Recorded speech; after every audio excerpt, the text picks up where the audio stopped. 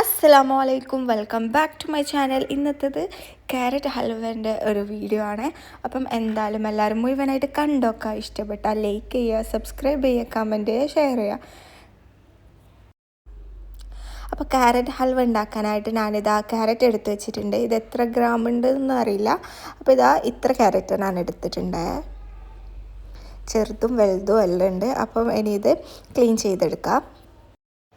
അപ്പോൾ ഇതാ ഇതിൻ്റെ തോലെല്ലാം കളഞ്ഞിട്ട് ഞാൻ ക്ലീൻ ചെയ്തെടുത്തിട്ടുണ്ട്. ഇനി നമുക്കിത് ഗ്രേറ്റ് ചെയ്തെടുക്കണം.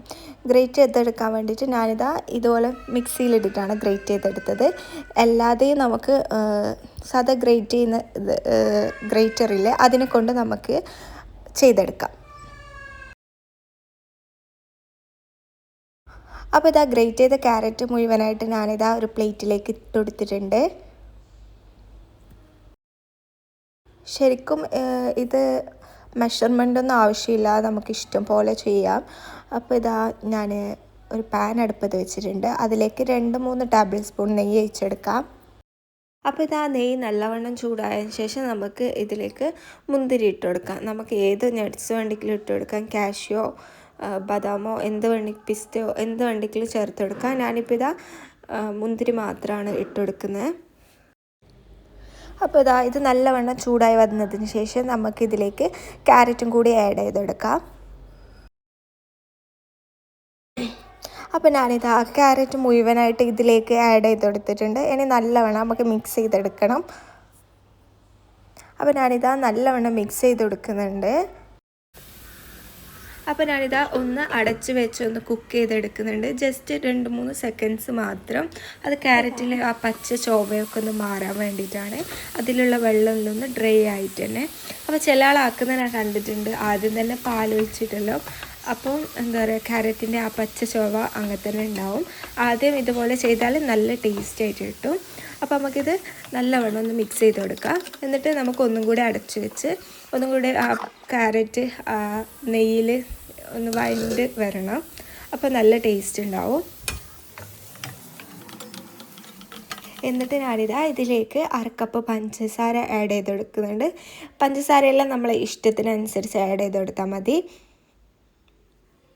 എന്നിട്ട് നല്ലവണ്ണം മിക്സ് ചെയ്തെടുക്കാം. അതിനുശേഷം നമുക്കിതൊന്നും കൂടെ അടച്ച് വെച്ചിട്ട് കുക്ക് ചെയ്തെടുക്കണം. പഞ്ചസാരയെല്ലാം ഒന്ന് നല്ലവണ്ണം മെൽട്ടായി അതിൽ നിന്ന് ക്യാരറ്റ് നല്ല കുക്കായി വരുന്നവരെ നമുക്ക് വെയിറ്റ് ചെയ്യാം.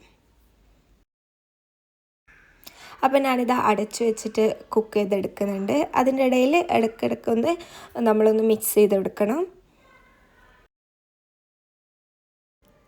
അപ്പോൾ ഇത് ഏകദേശം കുക്കായി വന്നിട്ടുണ്ട്. ഇനി ഇതിലേക്ക് നമുക്ക് പാൽ ഒഴിച്ച് കൊടുക്കണം. ഞാനിതാ ഇവിടെ 1 കപ്പ് പാലാണ് ഒഴിച്ച് കൊടുക്കുന്നത്. അപ്പോൾ 1 കപ്പ് പാൽ മുഴുവനായിട്ട് ഒഴിച്ച് കൊടുക്കാം. അത് ഇനി തിളക്കുന്നവരെ നമുക്ക് വെയിറ്റ് ചെയ്യാം. തിളക്കുന്നവരെ ഒന്ന് മിക്സ് ചെയ്യേണ്ട ആവശ്യമൊന്നുമില്ല. അപ്പോൾ ഇതാ പാൽ നല്ലോണം തിളച്ച് വന്നിട്ടുണ്ട്. ഇനി നമുക്കൊന്നും കൂടി മിക്സ് ചെയ്തെടുക്കാം. ഇനി ഇത് പാലെല്ലാം വറ്റി എണ്ണയെല്ലാം തെളിഞ്ഞ് വരുന്നവരെ നമുക്കിത് കുക്ക് ചെയ്തെടുക്കണം. അപ്പോൾ ഇതാ കുറേ ടൈം വെച്ചപ്പോൾ ഇതാ പാലെല്ലാം ഡ്രൈ ആയി വന്നിട്ടുണ്ട്. ഇനി നമുക്ക് ഇതൊന്നും ഇടയ്ക്കിടയ്ക്കൊന്ന് യോജിപ്പിച്ചെടുക്കണം. അപ്പോൾ ഇതാ പാൽ ഫുള്ളായിട്ട് ഡ്രൈ ആയിട്ട് വന്നിട്ടുണ്ട്. അപ്പോൾ ഈ ഒരു സമയത്ത് നമുക്ക് ഇത് സ്റ്റൗവിൽ നിന്ന് മാറ്റാം. അപ്പോൾ ഞാൻ പാൽ ആണ് എടുത്തിട്ടുണ്ടായത്. അതുകൊണ്ട് തന്നെ പാൽ ഇങ്ങനെ ഞാൻ കുറേ ടൈം വെച്ചപ്പോൾ ഒന്ന് പിരിഞ്ഞു പോയി.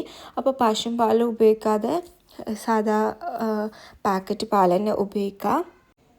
പക്ഷേങ്കിൽ ടേസ്റ്റിന് ഒരു കുറവില്ല, നല്ല അടിപൊളി ടേസ്റ്റാണ്. എന്തായാലും എല്ലാവരും ഇതുപോലെ ട്രൈ ചെയ്ത് നോക്കണം.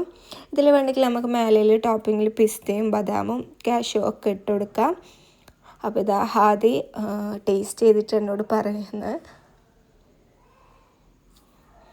അവൻ കാര്യമായിട്ട് ടേസ്റ്റ് നോക്കുന്നുണ്ട്. അപ്പോൾ എന്തായാലും എല്ലാവരും ട്രൈ ചെയ്ത് നോക്കിയിട്ട് കമൻസ് ആയിട്ട് അറിയിക്കണം.